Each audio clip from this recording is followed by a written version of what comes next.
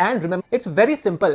You have to question your mind before reading anything. You have to try to recall जो आपने first time पढ़ा है. शायद आप आज सुबह क्लास जाकर आके मैं जो क्लास में पढ़ा है वो कर लेता हूं, लिख लेता हूं, एंड मेरे ब्रेन में वो सीमेंट हो जाएगा. That is a decent way, but a better way is याद करना कि मैंने क्या पढ़ा है क्लास में, क्वेश्चंस देखना और फिर before looking at the answers उसको याद करने की कोशिश करना, अपने ब्रेन को निचोड़ने की कोशिश करना कि मैंने क्या याद रख लिया है. When you are doing this, when you are forcing your brain to think without feeding it anything, you are making it recollect. जितना भी उसने याद किया, जितना ज्यादा आपको याद करने की जरूरत पड़े किसी भी चीज को, उतनी ज्यादा वो आपके ब्रेन में बहुत अच्छे से बैठ जाएगी. यानी कि अगर आपने आज पढ़ाई की है एंड 3 दिन बाद 4 दिन बाद अगर आप सब कुछ रिकॉल करने की कोशिश करते हो, you will need to make much more efforts to recall what you have studied 4 days ago then what you have studied today. क्योंकि आपकी जो ब्रेन की मेमोरी है वो कहीं ना कहीं is being replaced with other things over those 3 to 4 days. And when you recall whatever you have studied so many days before, आपका ब्रेन एक्सरसाइज कर रहा है. It is trying to remember from its depths कि आपने क्या पढ़ाई की है एंड आप क्या रिकॉल करने की कोशिश कर रहे हो. And once you recall that then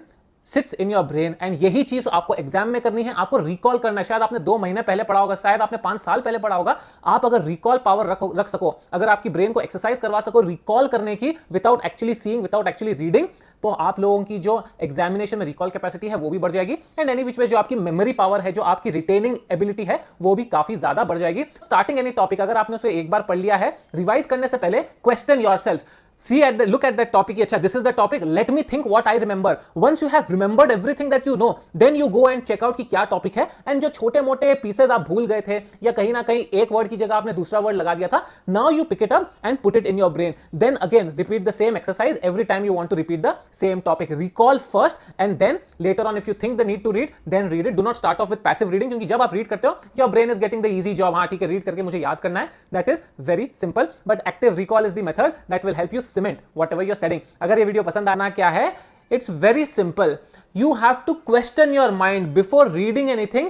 You have to try to recall जो आपने फर्स्ट टाइम पढ़ा है. शायद आप आज सुबह क्लास में इस याद करना कि मैंने क्या पढ़ा है क्लास में, क्वेश्चंस देखना और फिर before looking at the answers उसको याद करने की कोशिश करना, अपने ब्रेन को निचोड़ने की क्या पढ़ा है क्लास में, क्वेश्चंस देखो, लुकिंग एट द आंसर्स उसको याद करने की कोशिश करना, अपने ब्रेन को निचोड़. Think without feeding it anything, you are making it recollect. जितना भी उसने याद किया, जितना ज्यादा आपको याद करने की जरूरत पड़े किसी भी चीज, पढ़ाई की है एंड 3 दिन बाद 4 दिन बाद अगर आप सब कुछ रिकॉल करने की कोशिश करते हो, you will need to make much more efforts studied 4 days ago then what you, क्योंकि आपकी जो भी ऐसा ही करना है. इसे कैल न्यूपोर्ट एक्टिव रिकॉल बोलते हैं, जिसमें 3 चीजें की जाती हैं. 1, आप प्रिटेंड करते हो कि आप किसी को पढ़ा रहे हो और जोर से बोल के पढ़ाते हो, ना कि मन के अंदर. 2, आप पूरे सेंटेंसेस यूज करते हो जैसे कि एक लेक्चरर क्लासरूम में करता है. यानी आपको आधे सेंटेंसेस नहीं बोलने हैं, आप पूरा पैराग्राफ जितनी ज्यादा डिटेल में हो सके उस तरीके से आप एक्सप्लेन करोगे. 3, आप अपने नोट्स को नहीं देख रहे होंगे, उस टाइम आपकी सारी बुक्स बंद होंगी. अगर हम इस स्ट्रैटेजी को लॉरा की स्ट्रैटेजी के साथ कंपेयर करें तो वो बार बार अपने सिर्फ एक्सपोज करवा रही थी, उन्हें बार बार पढ़ रही थी, और इसे कैल न्यूपोर्ट पैसिव रिकॉल बोलते हैं. अगर आप बार बार अपने नोट्स को लिखते हैं या मन के अंदर पढ़ते हैं या फिर चीजों को हाईलाइट करते हैं, तो कैल न्यूपोर्ट बोलते हैं कि ये सबसे बकवास तरीके हैं पढ़ने के, और ये सारे तरीके बहुत इनएफिशिएंट हैं. एक्टिव रिकॉल बहुत ज्यादा एफिशिएंट इसलिए है क्योंकि इसमें आप 3 चीजें करते हैं. 1, आप एक्टिवली अपने ब्रेन को काम करने के लिए बोल रहे हैं, उसे कॉन्सेप्ट समझने के लिए बोल रहे हैं. 2, आप उसी डेटा को जो आपने रिसेंटली पढ़ा है उसे रीजनरेट करने की कोशिश कर रहे हैं. और 3, आप उसे एक्टिवली एक्सप्लेन कर रहे हैं पूरे सेंटेंसेस यूज करके, बिना किसी की मदद से, बिना किसी नोट्स की मदद से. इसीलिए एक्टिव रिकॉल से अगर आप कोई कॉन्सेप्ट पढ़ते हैं तो वो पैसिव रिकॉल के कंपैरेटिवली आप बहुत जल्दी खत्म कर लेंगे. लेकिन जब भी आप ये तरीका यूज करते हैं तो आपका ब्रेन थकने लगेगा, क्योंकि ये मेंटली अनकंफर्टेबल है. और इसी तरीके से लर्निंग होती है, क्योंकि इस तरीके में आपका ब्रेन एक्चुअल में काम कर रहा है. ये एग्जैक्टली सेम है जिम में वेट उठाने के. अगर घंटे के सेशन के बाद हमें ब्रेक की जरूरत पड़ती है, लेकिन हमें से मैक्सिमम लोग पढ़ते तो पैसिव रिकॉल से हैं, लेकिन बार बार ब्रेक लेते रहते हैं, जबकि हमारा ब्रेन थका भी नहीं होता. जब कैल ने ये कॉन्सेप्ट लॉरा से उठाते रहेंगे तो आपकी बॉडी कभी नहीं बनेगी. वहां पे हर बार आपको अपनी कैपेसिटी से थोड़ा ज्यादा वेट उठाना है और थकना है, तभी आपकी मसल्स ग्रो करेंगी. और एक्टिव रिकॉल के केस में एग्जैक्टली ऐसा ही होता है. इसीलिए एक्टिव रिकॉल के 1-1 घंटे के सेशन के बाद हमें ब्रेक की जरूरत पड़ती है. लेकिन हम में से मैक्सिमम लोग पढ़ते तो पैसिव रिकॉल से हैं, लेकिन बार बार ब्रेक लेते रहते हैं, जबकि हमारा ब्रेन थका भी नहीं होता. जब कैल ने ये कॉन्सेप्ट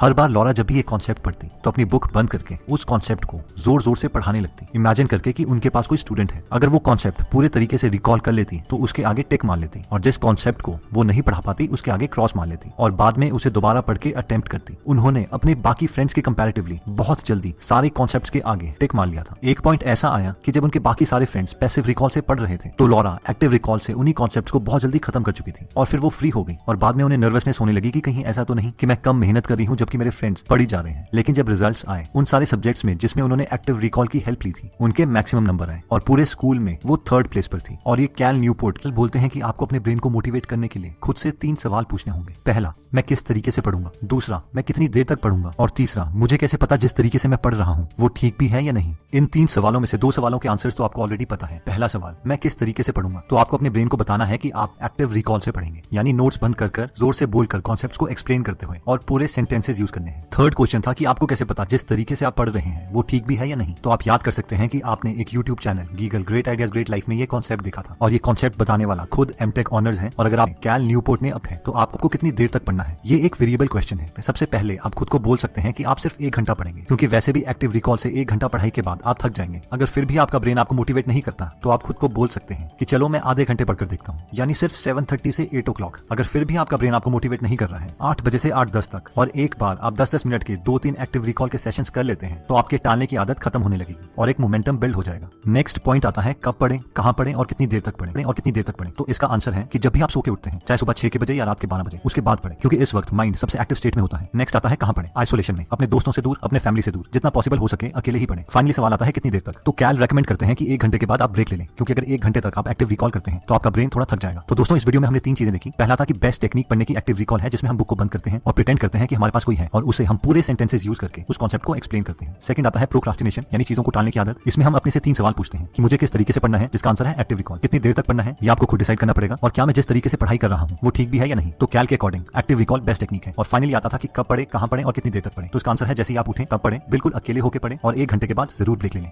दोस्तों अगर आप फ्री में हिंदी ऑडियो बुक समरी तो टीसीएस में ना दिक्कत आती है, मतलब सही बताएं हमने सही ढंग से पढ़ा भी नहीं है और रिकॉल भी नहीं होता। तो प्लीज़ आपसे रिक्वेस्ट है कि जब आप रिवीजन क्लास डालोगे ना तो टीसीएस में ना दिक्कत आती है, मतलब सही बताएं हमने सही ढंग से पढ़ा भी नहीं है और रिकॉल भी नहीं होता। तो प्लीज़ आपसे रिक्वेस्ट है कि जब आप रिवीजन क्लास डालो। But let me tell you how I do it. First, I took carcinoma breast around 35 minutes to give one full reading, and whenever I didn't understand something or I needed visual memory, I googled it. I think you saw it already. Once you read the topic, once you're done, make sure you try to recall the headings. That is, you do not see the book, you try to recall all the headings in those 30 minutes. If you're able to recall it, you're half done. Okay, so once the headings are done, we can go into your actual notes, the content. You can look at your content, see the heading, try to recall the things under each heading without looking into the book. No cheating, okay? What you're going to do is, after each heading, you try to recall. If you're able to remember, it's great. But if you're not able to remember it, then look into it immediately. It will help in improving your memory. If you're not able to recall the facts or some numbers, percentages, etc., it is okay. You cannot remember so much in one reading. But you should be able to know the summary of each heading or summary of each paragraph and simultaneously make your flashcards. They can be either Anki flashcard, studying once, actively recalling once, and also reading the things that you don't remember immediately. It's like you're reading and revising at the same time in one go. And this whole process took me 45 minutes only.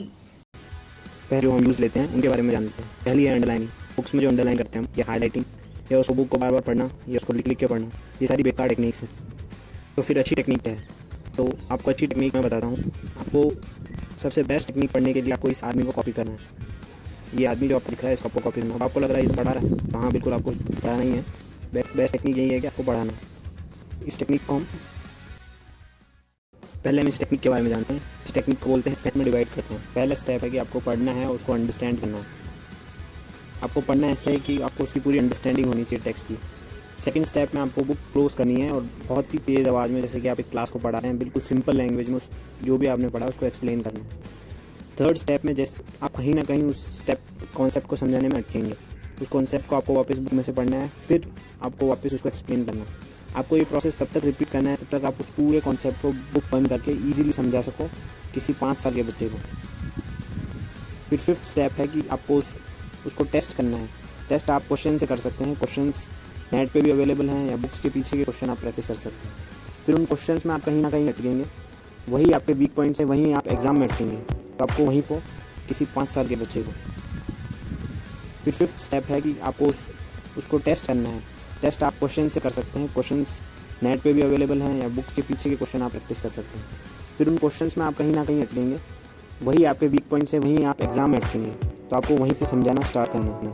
तो ये थी Feynman technique. Active recall की strategy ये है, अगर आपके teachers आपको पढ़ाते हैं तो आपको सबसे पहले अच्छे से सुन लेना है। हमारे चैनल को अभी तक सब्सक्राइब नहीं किया तो सब्सक्राइब कर लेना। देन आपको घर आना है, घर आके उसे रीड करना है, उसको रिमेंबर करना है। अब उसके बारे में आप टॉपिक के बारे में सोचिए, जो सर ने बताया था या मैंने आपके टीचर्स से बताया था, और जो आप इंटरनेट की मदद लेके कुछ और भी लर्न कर सकते हैं। आप बहुत सी चीज़ें समझ सकते हैं। आप उसे रीड कर लिया, आपने उससे कमेंट को समझ लिया, पूरे कंटेंट को आपने अच्छे समझ लिया। अब उसके कीवर्ड को हाईलाइट करना है। आप चाहें तो एक अलग से नोटबुक लेकर इसमें नोट्स भी बना सकते हैं। आप नोट्स बनाएंगे तो आपके लिए ज़्यादा अच्छा होगा कि आपने क्या पढ़ा समझ में। तो ये काफ़ी तरीका हो सकता है। अब आपको एज अ टीचर उसे एक्सप्लेन करना है, ये है मेन कंटेंट। आपको उसे एज अ टीचर एक्सप्लेन करना है। कुछ लोगों को पता होगा ये टेक्निक। एज अ टीचर आप उसे एक्सप्लेन करेंगे, उससे क्या होगा मैं आगे वो भी बताऊंगा। उससे क्या होगा, जब आप एज अ टीचर उसे एक्सप्लेन करोगे तो आपका जितना भी सारा फोकस है ना, वो सिर्फ और सिर्फ टॉपिक को एक्सप्लेन करने में जाएगा। आपको फोर्स होगा आपका ब्रेन कि एक्सप्लोर करूँ मैं उस टॉपिक को। टॉपिक में जाएगा तो वो आपकी शॉर्ट टर्म मेमोरी से लॉन्ग टर्म मेमोरी में चला जाएगा।